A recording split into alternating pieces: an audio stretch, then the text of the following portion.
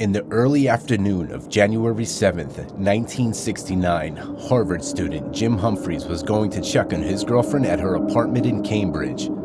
They had dinner the night before but had not spent the night together. His girlfriend, Jane Britton, was also a student at Harvard studying anthropology. She was supposed to have been taking her general exams that morning and hadn't shown up. Considering how important these tests were to her future at the university, Jim was deeply concerned. When Jim arrived, he went up to the 4th floor of the apartment building. He spoke with Jane's next-door neighbors, Don and Jill Mitchell, who were Jane's best friends. They hung out up to 5 times a week and had known each other since Jane started attending Sister College Radcliffe in 1964. Jim and Jill both walked into Jane's apartment to check on her. Nothing could prepare them for the grisly sight that they would walk into. Jane was found face down on the bed, and there was an enormous amount of blood surrounding her. The police were called right away, and Don called Jane's father. It was obvious that she was dead, and Don did not hide this fact. Her head had been hit at all angles, and the blow that killed her cracked the side of her skull wide open. Although the weapon was not identified, it was said that it must have been a sharp object. At first, many suspected a hatchet might have been used, and that's what the newspapers ran with.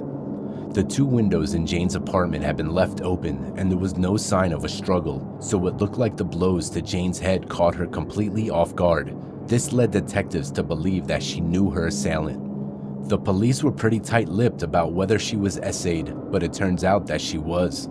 Semen was found inside of her, and the evidence was gathered. Of course, in 1969, this evidence could not have been used to find a DNA match. It would take decades to try to create any kind of profile from this. There was also a red powdery substance on the bed, which was believed to be red ochre. The significance of this find was that red ochre is known to be used in rituals when excavating graves. Archaeologists are well aware of its significance.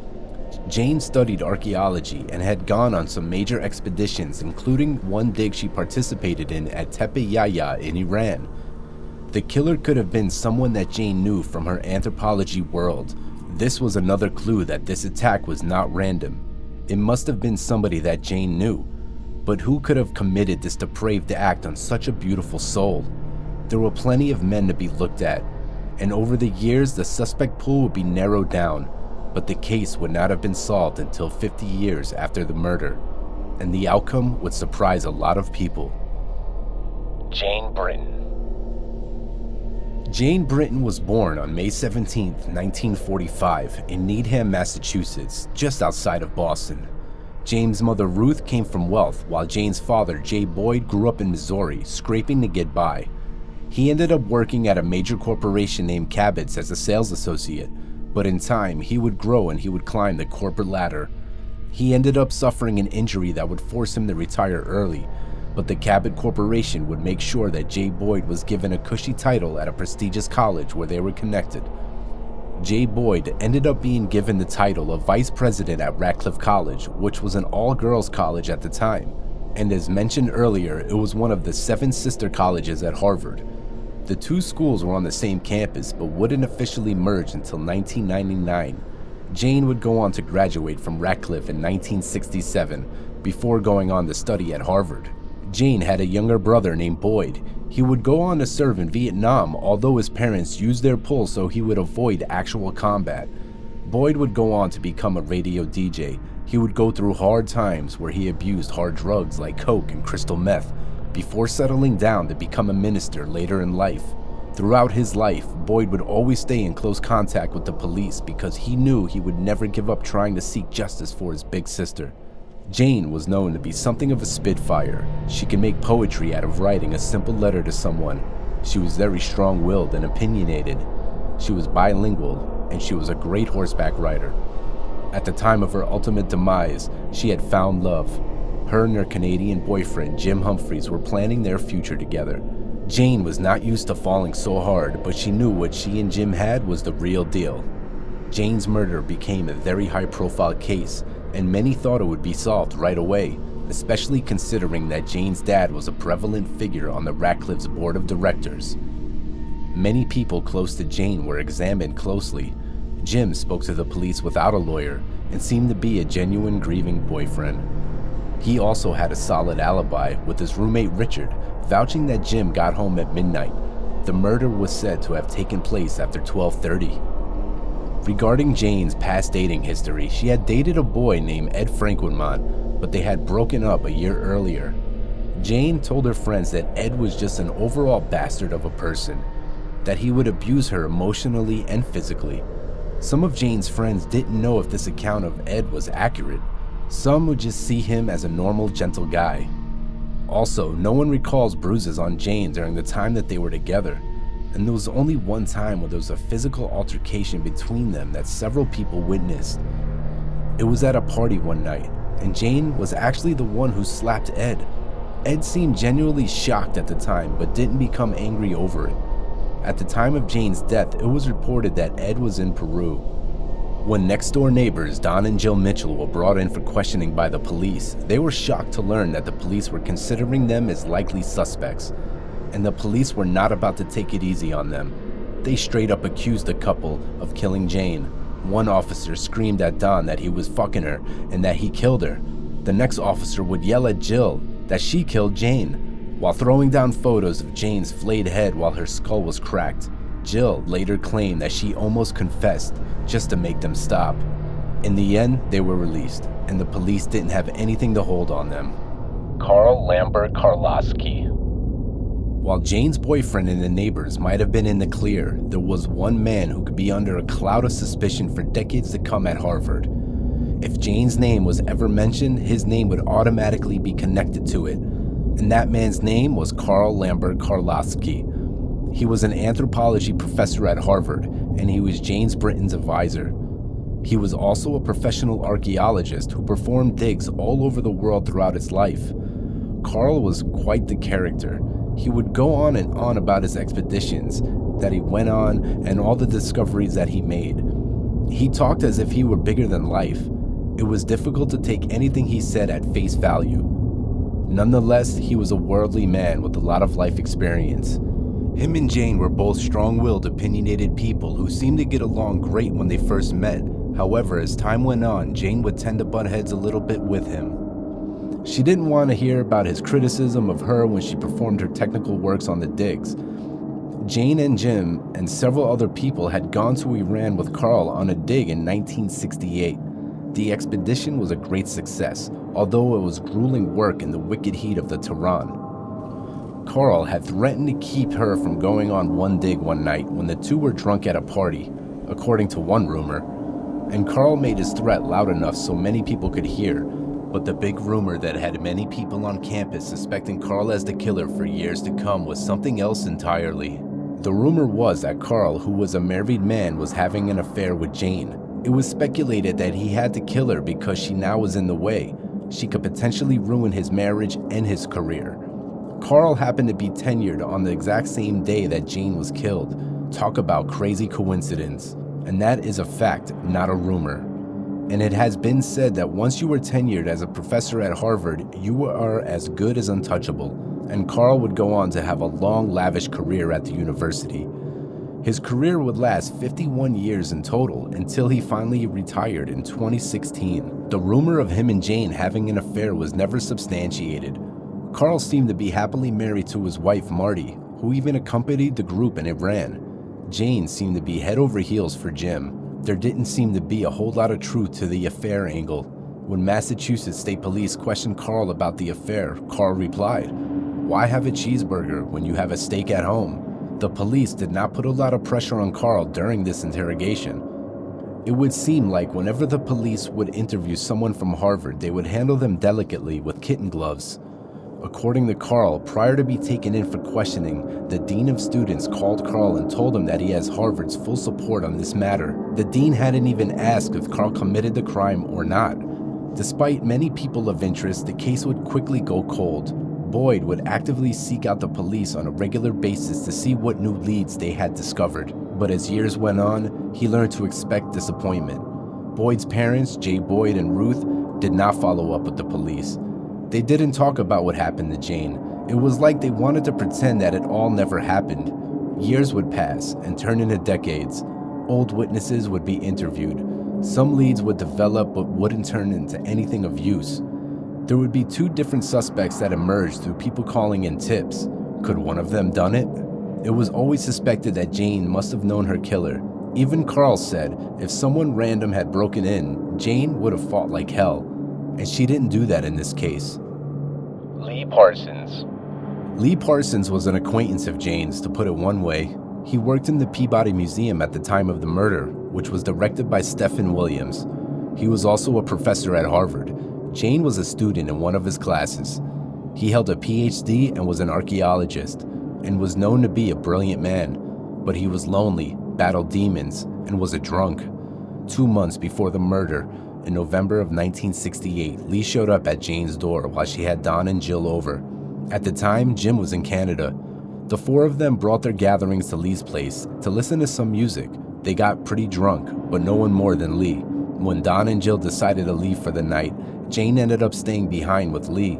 Don would later recollect that whatever happened that night between Jane and Lee, Jane didn't want to talk about it afterwards. Whatever happened, Jane seemed to wish it didn't happen.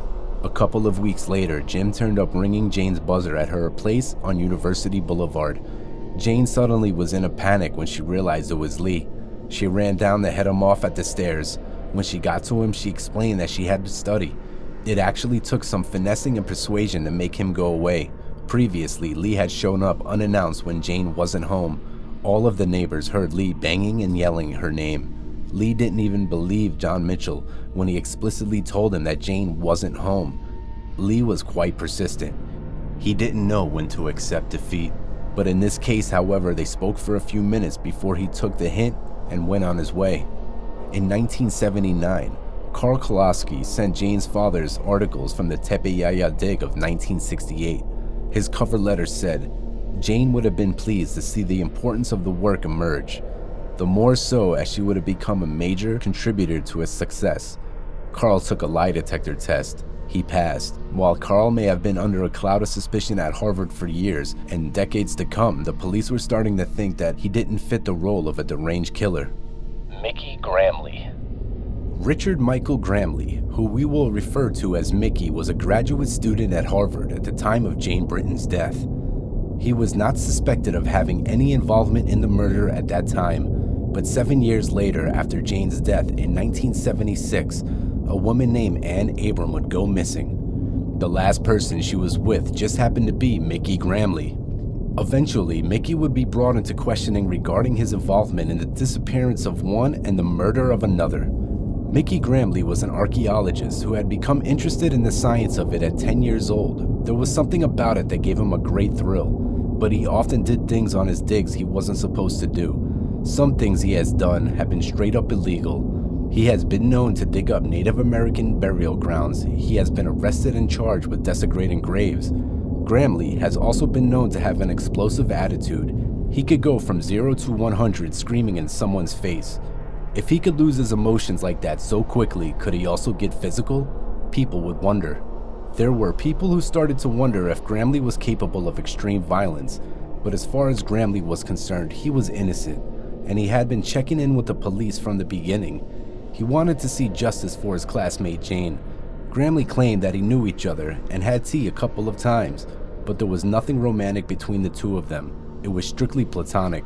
Gramley was even quoted in the Crimson newspaper saying that Jane never got justice. In the mid-70s, Gramley was working in the Peabody Museum at Harvard as the keeper of one of the labs. One night, he decided to do a deep clean of the laboratory, and he claims that he came upon an open box of red ochre that looked like it had been scooped out with someone's hand. Gramley says he brought this to the attention of the Peabody director Stephen Williams, assuming that he would take the supposed evidence to the police. It's not known if Williams did or not, but Gramley strongly believes that the ochre belonged to the man that was the caretaker of the lab, and that person just so happened to be Lee Parsons. Gramley would strongly suspect Parsons, and he would point his finger at others as well, as long as fingers were pointed away from himself. But we'll come back to that. In 1976, archaeologist and Harvard grad Bill Fitzhugh was running an expedition up in Labrador, Canada, in the remote area of Ramah Bay. Bill Fitzhugh coincidentally had known Jane in passing and was a 1969 Harvard graduate. The purpose of the mission was to find chert quarries, a type of stone that is very flaky. It serves as a tool that is said to be very beneficial to the natives. This was a two-person mission, and the two people were Mickey Gramley and Ann Abram. The journey started out good, but they did have to make long treks, and they had to do some climbing. Often, Gramley would be way ahead of Ann, and he would have to slow down for her to catch up. Ann would keep a journal of this expedition, which would include her opinion of Gramley. There wasn't anything in her journal very damning of Gramley, just that it was hard for her to believe some of the stories he told her. Gramley claims the last time he saw Ann was when they were at the beach, deciding which way to go to get to the quarry. Their options were to rock climb straight up, or they could take another route, which would be very steep, which Gramley referred to as the staircase. They tried both, and they were unsuccessful. Finally, Gramley said he made it to the top of the cliff, climbing up from the beach, but when he looked around the top, Ann was not there. Also, he could not see her down at the beach. He says immediately he knew that something terrible happened to her, and he couldn't cope with this revelation. He began drinking whiskey heavily instead of looking for her, trying to act like his partner wasn't gone. Gramley would later say that she must have fallen off a cliff, which would have been a 275-foot drop back down. He claims he never heard her scream and he never heard her hit the water. The Canadian Mountain Police gave him a polygraph test, which they said he passed with flying colors. Ann's brother Ted went out to search for his sister with a small rescue party, and Gramley refused to go help them. Ann's remains were never found, but it has been said that if her body fell in the water where sea lice were, the lice would have devoured her body until nothing remained. Ann's brother Ted and the rest of the Abram family are convinced that Gramley is responsible for Ann's death. Gramley has never been charged, and the Royal Canadian Mountain Police do not believe any foul play took place. During an interview, Gramley said, "They knew I didn't commit the murder." Realizing his poor choice of words, he corrected himself with an indefinite article, "a murder." There was some people that think that Gramley may have been a serial killer, and he may not have killed only Jane and Ann, but other women who have gone missing. These amateur acts have tried to get the police to look at Gramley more closely, and by 1995, Massachusetts police thought they had their man and were hoping to charge Gramley with Jane Britton's murder. An author named Susan Kelly was writing about the Boston Strangler and has done some research on the Jane Britton case. She has learned of the bizarre killing and the supposed use of red ochre.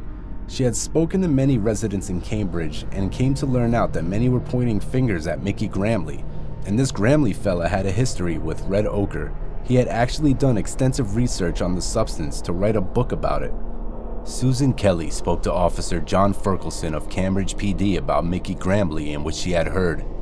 The same day they spoke, John Ferkelson, in a strange twist of fate, received a letter from Mickey Gramley himself. In Gramley's letter, he explained that Jane was a student at Harvard with him who had died under bizarre circumstances, and he was requesting access to the Britton file. He expressed that maybe he could offer some help, and even started rattling off a couple of names who he thought could have done it. This all sounded a little strange to the officer, considering people were pointing the finger at Gramley. So Ferkelson and his partner, Officer Brainley, started to do their homework on Gramley. The more they dug, the more they liked him for this murder. They had heard about the Ann Abraham disappearance and his possible involvement in her death, and how strange he acted afterwards, that he flat out refused to go out to search for her with the search and rescue party. Ann had disappeared so fast and Gramley did not report her missing for 20 hours. In addition to that, a photo surfaced of Gramley and an old girlfriend. The girlfriend had red ochre all over her face, and it was confirmed that Gramley had smeared it all over her. The police officer and his superior were certain of Gramley's guilt in the Jane Britton case. However, they wouldn't get a DNA sample for another 10 years. Gramley agreed to give them a saliva sample. This profile would be compared to the semen found inside of Jane Britton. It was the most important piece of evidence that the police felt they had. Jim Humphries had denied that he and Jane had sex the day before she was killed. In 2006, the test results came in. The DNA was not a match. Mickey Gramley was excluded as a suspect. In 1996, Lee Parsons died. There was a huge cloud of suspicion hanging over Lee prior to his demise, and he was all too aware of it. Lee Parsons had been described as a tortured soul. He battled alcoholism and also struggled with his sexual identity. At the time of Jane's death, he was going through a bitter divorce with his wife, and he was also staying with a woman named Pipa. In addition to that, he also had a boyfriend he was very serious about named Steve. Lee was quite a busy boy. Pipa was the only one who provided an alibi for Lee on the night of the murder. A few days after the murder, Lee was asked to come in to talk to detectives. The police couldn't help but notice scratch marks all over one of Lee's arms. When asked about it, Lee claimed that a friend's cat had done this to him, and that had occurred on a farm on a separate night from the murders. In 2017, the police had run some more tests with the small sample of semen that had remained as evidence. The profile would be run through CODIS, the Combined DNA Index System. By fall of 2018, the search paid off, and the analysis had yielded a match. The police secretly told a few people in confidence that the press conference would be held in a couple of weeks and the suspect would be revealed. The only thing told to reporters was that the suspect was no longer alive. For the reporters studying the case, it was looking more like Lee Parsons may have been the guilty party. A lot was uncovered over the last 50 years and really questioned Lee's innocence. Years after the murder occurred, Lee had met with a person named Alice who he befriended. She didn't know anything about the murder at Harvard. Lee confided in her that he had an affair with Jane, and he was devastated that she broke it off with him. According to Alice, Lee said that he went to Jane's apartment the night of the murder, yelling and banging on the door, but she wouldn't let him in. Lee told Alice that Jane ended up getting killed that night, and the killer used a stone maul on her. But how would Lee know what the killer used if the police hadn't identified a weapon? Another friend of Lee's named Joyce Marcus said that Lee admitted to killing Jane. She didn't know if it was true or not because Lee was so drunk when he made the admission. A killer is revealed. On November 20th, 2018, Middlesex District Attorney Mary Ann Ryan would make an announcement on the Jane Britton murder case that would turn this story on its head. DNA analysis was able to link the semen to a man named Michael Sumner, who had died in prison in 2002. DA Ryan said it was confirmed that Sumner had ties to Cambridge and had lived there since he was a young child. Sumner got into petty crime as a youth and he gradually became a career criminal. In 1967, when out on work release, Sumner was working at a place on Harvard Square, which was less than a mile from Jane's apartment. In addition to assaults on women he was busted for when he was alive, he was also found to be guilty while he laid in his tomb. In addition to Jane's case being solved, 2 other women who were essayed and killed were linked to Sumner. Both of them had been cold cases, and both were linked to him through DNA. The names of the deceased were Ellen Rutchick and Mary McLean. When asked about the red ochre, the police really didn't have an answer. It was speculated that it might have been left as a red herring. Jane's brother Boyd was glad that this case was finally solved. His sister could finally rest in peace. As a man of faith, he would have forgiven the man who had taken her away. Many people of the community and the world were happy and satisfied to learn of this outcome. They hoped it would bring closure to the family. There were others, however, that expressed skepticism, or at least confusion. The case had been unsolved for 50 years, and with this last shot in a DNA profile, it matches up to a black guy that had been dead for 16 years.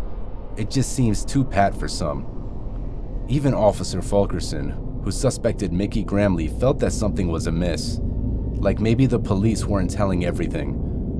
Mickey Gramley himself didn't believe that Sumner was guilty. He himself had also accused multiple people who had motive and opportunity to commit the crime. Like Gramley, many investigative reporters didn't want to believe that it was committed by somebody outside the scope of people they knew to be a suspect. It just reinforced the notion that the essay and the murder were completely senseless and random. The killer did not know Jane. He saw her, and he stalked her. And we could only hope that she didn't suffer, and that her loved ones find peace.